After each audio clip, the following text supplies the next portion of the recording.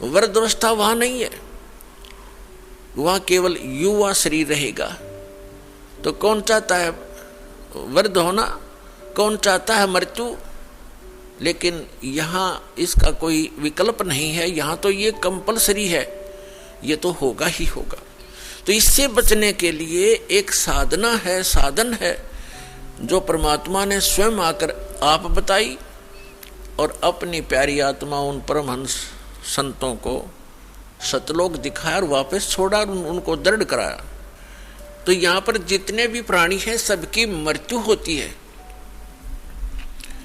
और हम आजीवन जो संग्रह करते हैं वो हमारे साथ नहीं चलता। हम जिन बच्चों के लिए कोठियाँ बनाते हैं, धन जोड़ते हैं कि हमारे बच्चे हमारी मृत्यु के बाद वो सुखी होंगे, और वो बच्चे हमारे सामने ही मर जाते हैं। ऐसे बहुत से प्रमाण, ये दुखदायी घटनाएं हम समाचार पत्रों में भी सुनते हैं, टीवी पर भी देखते हैं। एक पूरा परिवार एक सत्संग सुनकर आ रहा था किसी संत का, तो उसमें इतना पक्का याद नहीं दास को कि 12 सदस्य थे पूरे परिवार के या 13 थे। उनमें से एक घर पे था और बाकी 11 या 12 सत्संग सुनने गए हुए थे, सत्संग सुनकर आ रहे थे, दुर्घटनाग्रस्त हो गए। पूरा का पूरा परिवार मारा गया, छोटे पोता पोतियां से लेकर बच्चों तक।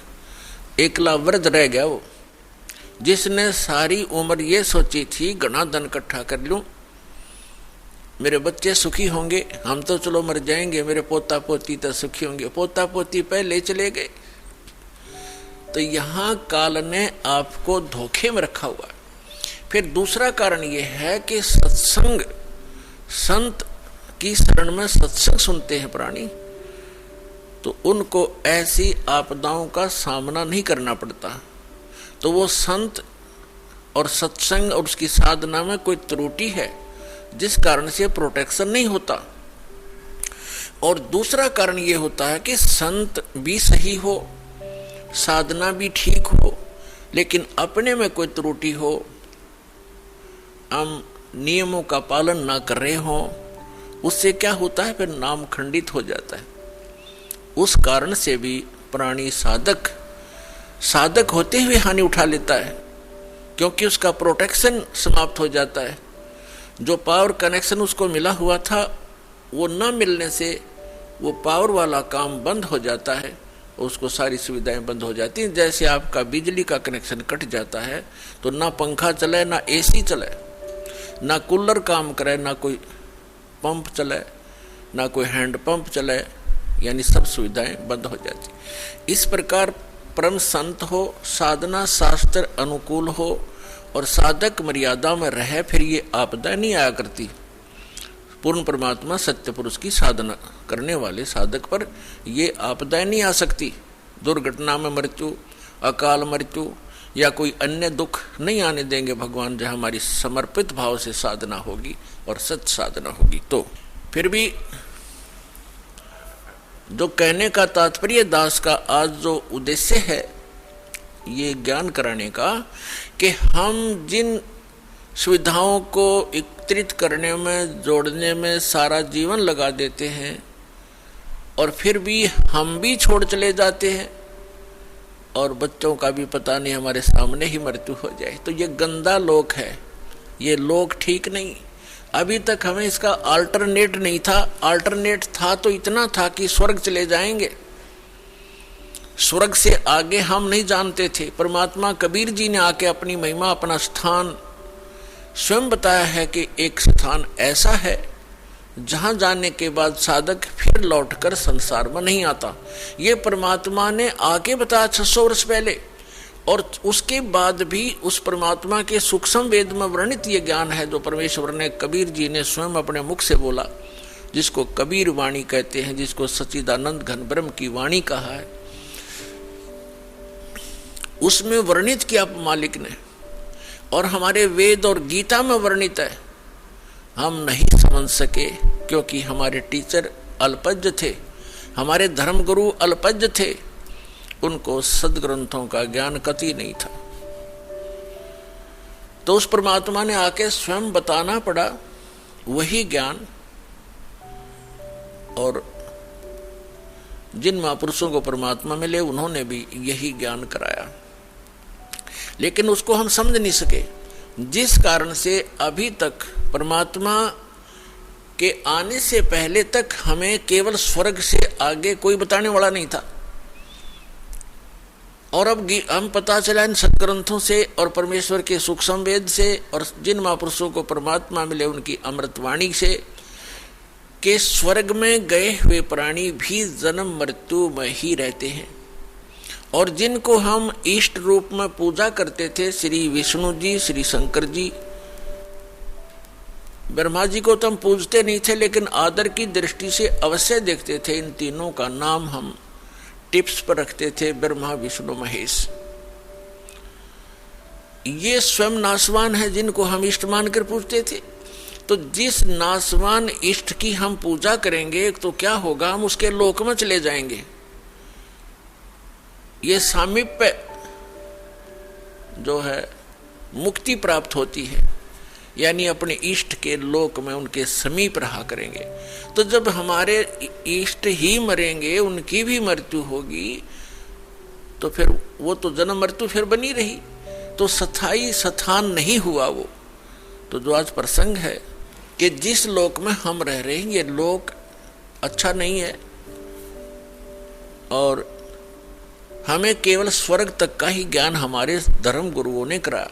परमेश्वर ने आकर अपनी अमृतवाणी में ये ज्ञान दिया कि एक और लोक है जहां आप सदा सुखी रहोगे, आपका जरा मरण नहीं होगा। जरा माने वृद्धावस्था, मरण माने मृत्यु। लेकिन वो ज्ञान हमारे गले उतरा नहीं, क्योंकि हम अपने धर्म गुरुओं पर, विशेषकर हिंदू धर्म के में जन्मे हम प्राणी, अपने धर्म गुरुओं पर पूर्ण विश्वास किया करते थे कि ये संस्कृत के मास्टर हैं और सभी सदग्रंथ संस्कृत भाषा में लिपिबद्ध हैं। हमारे को कभी अविश्वास नहीं हुआ, इसलिए हमने परमात्मा के दिए हुए उस ज्ञान पर कभी ध्यान नहीं दिया। और साथ में ये भी हमारे एक इंजेक्शन लगा दिया करते कि कबीर जी तो अशिक्षित थे, उन्होंने संस्कृत पढ़ी नहीं, क्योंकि संस्कृत केवल ब्राह्मण ही पढ़ा करते थे। और कई ब्राह्मणों के पास गए, उनको संस्कृत नहीं पढ़ाई, इसलिए वो उठपटांग भाषा बनाकर गाते थे। ऐसी सोच थी हमारे इन ऋषि महर्षियों की, वो परमात्मा को समझ नहीं सके। और उस परमेश्वर की वाणी में ये पहले लिपिबद्ध था, जो हमारे सदग्रंथ भी बताते हैं। क्योंकि परमात्मा ने जो ज्ञान दिया वो अपने द्वारा रची हुई सृष्टि का और सारे विधान स्वयं बनाया हुआ था, वो अपनी सिंपल लैंग्वेज में बोल दिया। अब जो प्रसंग चल रहा है कि उस परमात्मा ने भी बताया था कि एक सतलोक है जहाँ जाने के बाद, जहाँ जन्म मृत्यु नहीं होती, जहाँ वृद्धावस्था नहीं है, वहाँ किसी चीज का अभाव नहीं है, वहाँ सब सदाबहार वृक्ष हैं, सदाबहार सब मेवा हैं और दूधों की नदियाँ बहती हैं। वहाँ पर अमृत के सरोवर भरे हुए हैं, मीठे जल के समुद्र भरे हुए, हीरे पन्ने जवाहरातों के वहाँ पहाड़ हैं, जो यहाँ पर मिट्टी और पत्थर के पहाड़ हैं, झरने बहते हैं, वहाँ वर्षा होती है, बगैर बादल के फुहार चल पड़ती है, सुंदर शरीर है आपका, कभी वृद्ध अवस्था नहीं होती, मृत्यु नहीं होती, वहाँ आपका परिवार होगा। जैसे धीरे धीरे यहाँ एक पहले हम अकेले थे, विवाह हुआ जब 2 हो गए, बच्चे हुए जब 5-4 और हो गए, और फिर धीरे धीरे पोते पर पोते हो गए, तो हमारा कितना अच्छा परिवार और कैसा दिल लग रहा है। और 1 मिनट में ना जाने पोता मर जा, पोती मर जा, बेटा मर जा, बेटी मर जा, स्वयं की टिकट कट जा, तो खा के ये स्थान, तो वो स्थान है जहाँ पर हम कभी मरेंगे नहीं। हमारा परिवार होगा, सारी सुविधाएं होंगी, मनोमयी विमान होंगे आपके। यहाँ तो एक साइकिल नहीं जुड़ता सारा दिन, और वहाँ पर ऐसा सुविधा है कि आप चाहोगे आपके सामने विमान खड़ा होगा, और जहाँ जाओगे बैठ के परिवार, कहीं बहुत बड़े बड़े पार्क हैं, बड़े सुंदर स्थान हैं। तो वो स्थान है जो भगवान ने स्वयं आकर बताया, और इसी का परम समर्थन हमारे सदग्रंथों ने दिया। जैसे गीता ज्ञानदाता ये सरपुरुष है, श्रीमद् भगवत गीता अध्याय नंबर 15 के श्लोक नंबर 16 और 17 में 3 पुरुष हैं। पुरुष माने प्रभु, स्वामी, मालिक, ब्रह्म कहो, पुरुष कहो, भगवान कहो, राम कहो, साहिब कहो। ये 3 पुरुष बताए, एक सरपुरुष, एक अक्षर पुरुष।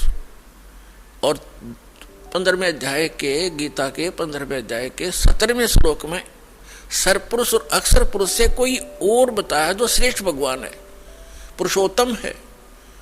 उत्तम पुरुष है तू अन्य परमात्मा इति उदाहरते। जिसको परमात्मा कहा जाता है वास्तव में वो पुरुष तो इन दोनों से, सरपुरुष और अक्षर पुरुष से कोई अन्य है। और वही तीनों लोकों में प्रवेश करके सबका धारण पोषण करता है। ये 3 पुरुष है, 3 प्रभु हैं। सरपुरुष इसको ब्रह्म बोलते हैं, हमारे ऋषि मुनि इसको ब्रह्म कहा करते हैं। और संतों ने इसको सरपुरुष, सरब्रह्म, ज्योत निरंजन काल की संज्ञा दी है परमेश्वर कबीर जी ने। और उन्हीं से परिचित महापुरुषों ने भी यही उनको बताया। तो दूसरा अक्षर पुरुष है, इसको दूसरे शब्दों में परब्रह्म भी कहते हैं, अक्षर ब्रह्म भी कहते हैं। जो सरपुरुष है जिसको ब्रह्म कहते हैं, जो काल है, वो केवल 21 ब्रह्मांड का प्रभु है, स्वामी है, मालिक है, राम है, खुदा है, अल्लाह है, साहिब है। वो कंप्लीट गॉड नहीं है, केवल 21 ब्रह्मांड का स्वामी है। एक ब्रह्मांड के अंदर पृथ्वी लोक, पाताल लोक, स्वर्ग लोक, और नीचे के तल अतुल रसातल आदि ये, और ऊपर के जैसे विष्णु जी का लोक, शिव जी का लोक, ब्रह्मा जी का लोक, धर्मराय का लोक, और एक ऊपर जो ब्रह्मलोक के अंदर डिवीजन है कई, उसमें भी भाग हैं। तो वो सारे मिला के एक ब्रह्मांड में एक ब्रह्मलोक भी है, एक मानसरोवर भी है।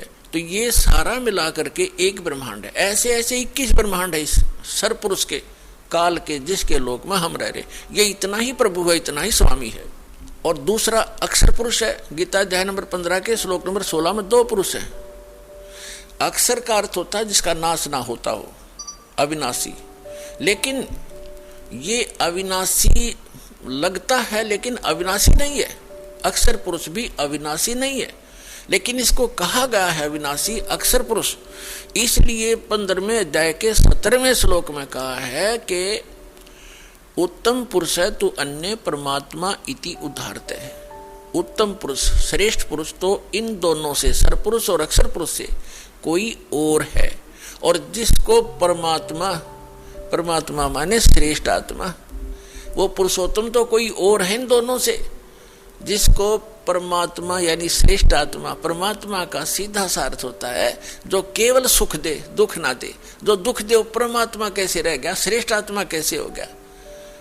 तो हमने डेफिनेशन का भी नहीं पता था आज तक उस गॉड की जिसकी हम पूजा करने जा चले थे और पूजा कर रहे थे। तो हम ऐसे ही धूल अंधेरे में घूम रहे थे, जंगल में भटका रखे थे, हमें कोई रास्ता नहीं था। तो इसमें लिखा फिर ये लोग चरम आविष्य विवर्ती अवय ईश्वर है, जो तीनों लोकों में प्रवेश करके सबका धारण पोषण करता है, वो है अविनाशी परमात्मा, अवय ईश्वर है, वो है अविनाशी। ऊपर वाले को अक्षर पुरुष को भी अक्षर का अर्थ वैसे अविनाशी होता है, लेकिन ये रिजेक्ट कर दिया यहाँ पर कि इन दोनों से अन्य है जो वास्तव में अविनाशी है। अब इस सारी डिटेल को समझाएंगे आज के सत्संग में।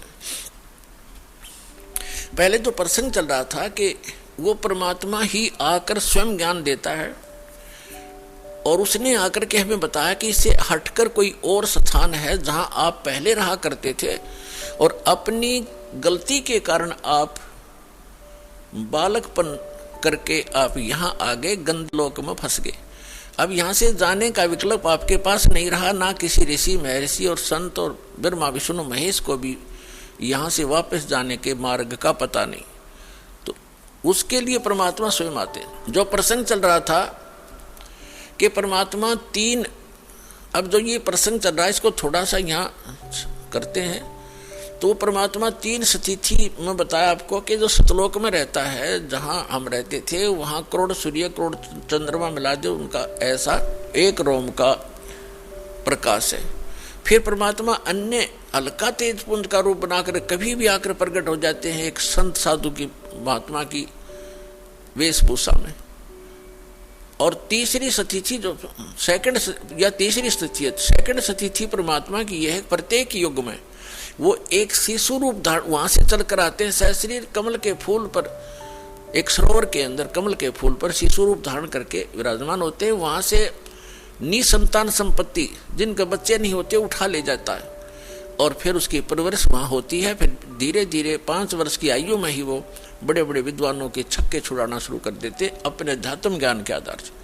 अब हम फिर आते हैं उसी प्रसंग पर, हम फिर आते हैं गीता अध्याय नंबर 15 के श्लोक नंबर 16 और 17 पे, क्योंकि प्रसंग चला है कि एक परमात्मा ने भी आकर बताया और इन सदग्रंथों में वही प्रमाण है कि कोई ऐसा स्थान है जहां जाने के बाद साधक फिर लौटकर संसार में कभी नहीं आते, वह स्थायी स्थान पाते हैं। और जब तक हम इस काल के लोक में हैं, कितनी साधना कर लें, उस सत्य पुरुष के बताए उस सत्य ज्ञान के आधार से जब तक सत साधना नहीं करेंगे तो हमारी जन्म मृत्यु सदा बनी रहेगी। उसके लिए परमात्मा से परिचित संत आदरणीय गरीबदास साहिब जी कहते हैं कि आगे गए ना बावड़े रहते भी सब जाही, बिन साहेब की बंदगी कहीं ठोर ठिकाना नहीं। कहते हैं कि आगे चले गए, वो तो वापस आए नहीं आपको कुछ बतावें कि हमारे साथ क्या बना, और जो शेष बचे हैं वो भी चले जाएंगे। यहाँ किसी उस सत्य साधना, वो पूर्ण परमात्मा की भक्ति के बिना कहीं ठोर ठिकाना नहीं। जैसे आज आप चाहे प्रधानमंत्री बने हो किसी देश के और मृत्यु होगी, कोई पुण्य किया है उसके आधार से आप स्वर्ग जाओगे इस जीवन में, तो स्वर्ग के अंदर अपनी पूंजी को समाप्त होते ही आपकी ऐसी मृत्यु होगी जैसे यहाँ हो गई। तो यहाँ से चलो, फिर स्वर्ग में पुण्य समाप्त होते ही वहां से चलो, फिर नरक में अपना पाप भोगोगे, वहां कष्ट उठाओगे। जब वो समय पूरा होता है, होते ही फिर कहेंगे चलो, वहां भी नहीं रख सकते। उसके बाद फिर गधा बने गधे का जीवन पूरा करते ही फिर चलो, फिर कुत्ता बनो, कुत्ते का जीवन पूरा होते फिर चलो मरो, और फिर मनुष्य बन गए फिर मरो, फिर वहां जाओ स्वर्ग में, फिर चलो, खा के ये जीवन। तो ये चलो चलो मिटाएगी सतलोक में जाने से। और वो चलो चलो ना तो ब्रह्मा की मिटी, ना विष्णु की, ना शिव जी की, और ना सरपुरुष की, ना अक्षर पुरुष की, केवल परम अक्षर पुरुष, परम अक्षर ब्रह्म है वो परमात्मा जो स्वयं वास्तव में अविनाशी है। उसकी साधना करने से भी साधक उस लोक में चले जाते हैं जहां प्राणी कभी नहीं मरते, कभी वृद्ध नहीं होते, और वहां सदा युवा शरीर रहता है, और वापस लौटकर इस गंदे लोक में फिर नहीं आते। श्रीमद् भगवत गीता अध्याय नंबर 2 के श्लोक नंबर 12 में, अध्याय नंबर 4 के श्लोक नंबर 5 और 9 में, गीता अध्याय नंबर 10 के श्लोक नंबर 2 में, ये गीता ज्ञानदाता अर्थात सरपुरुष कह रहा है। ये गीता का ज्ञान श्री कृष्ण जी में प्रवेश करके ये सरपुरुष बोल रहा है, काल बोल रहा है, जिसका ये स्वयं प्रमाण दे रहा है गीता अध्याय नंबर 11 के श्लोक नंबर 32 में कि अर्जुन मैं काल हूं, और इन सभी लोगों का नाश करने के लिए, सभी योद्धाओं का नाश करने के लिए मैं अब प्रवृत्त हुआ हूं, अब श्री कृष्ण में प्रकट हुआ हूं, मैं बड़ा हूं, इसमें प्रवेश हुआ हूं। श्री कृष्ण ने पहले कभी नहीं कहा मैं काल हूं, नहीं तो श्री कृष्ण तो पहले ही वहां खड़े थे, अब कैसे कहते कि मैं अब प्रवृत्त हुआ हूं। ये दास का सत्संग है, सीडी बना रखी है कि श्रीमद् भगवत गीता का ज्ञान किसने दिया, उससे आप डिटेल जान सकते हो। अब प्रसंग दूसरा है, यहाँ ये विषय अब शॉर्ट आउट नहीं करूंगा, अन्य जो विषय वही करूंगा। तो इसने ये खुद कहता है कि अर्जुन तेरे और मेरे बहुत जन्म हो चुके हैं, तू नहीं जानता मैं जानता हूं, और